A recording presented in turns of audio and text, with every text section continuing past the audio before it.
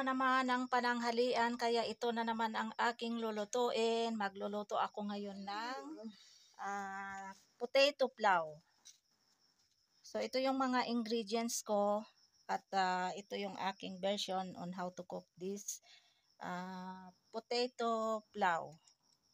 So ito yung mga ingredients: potatoes, slices of potatoes, garlic, at saka sibuyas, and then kamatis. Lahat ito ay organic.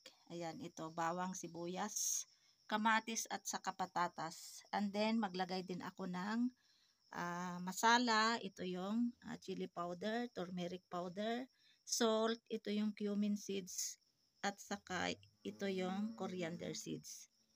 Ayan. So umpisahan ko na ang pagluluto. Tara, samahan nyo ako ngayon sa aking pagluluto ngayon. At ito pala yung pulaw, masala na ginagamit sa pulaw. Ayan. Pwede nyo rin lagyan ng karne ng manok, karne ng baka, o karne ng kambing. So, kaya lang wala akong karne ngayon. So, ito na lang ang aking lulutuin. Rice potato pulaw. Ayan. Ayan, mainit na yung mantika, kaya nilagay ko na rin itong sibuyas. Ayan, so isunod na din natin ang bawang. Ayan.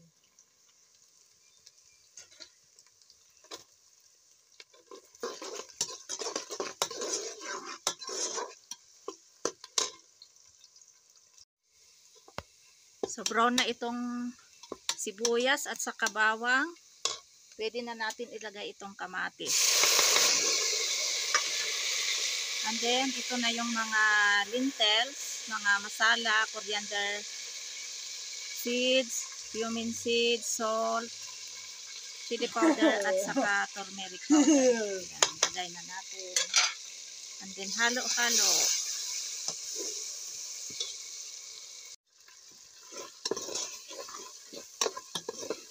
Now it's already paste, this tomatoes, so we can put now these slices of potatoes.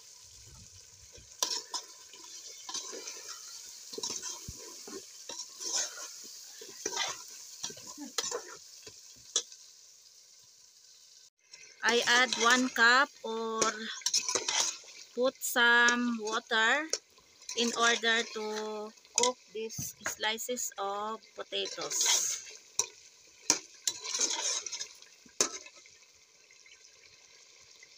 I add already water, what is enough for almost 1 kilogram of rice, because potatoes, slices of potatoes is already half cooked. This is more than 1 kilogram of rice. This is not basmati, this is ordinary rice, and they call it here ordinary rice, multi rice, because basmati rice is very expensive. If you use basmati rice, must be you soak with water for 30 minutes or 1 hour. But this one, just I wash direct and put in boiled water, because this is ordinary rice. Now water is boiling, so we can put now this rice, wash rice.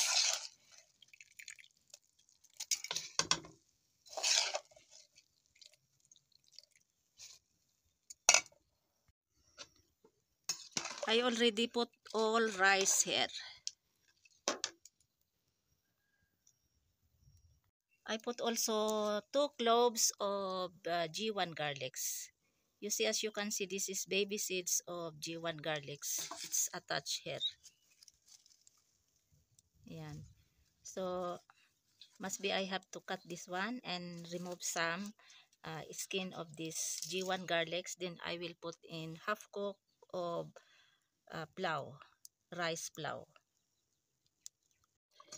Now water is almost finished, so we can put now this one, pulaw masala. I have only half or less than half packet masala of this pulaw, so it's no problem. So I will put all this one.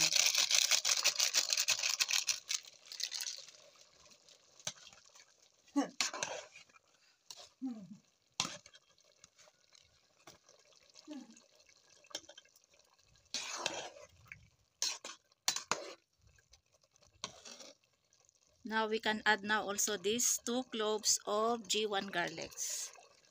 Ayan. Ganyan lang yan. Maluluto lang yan.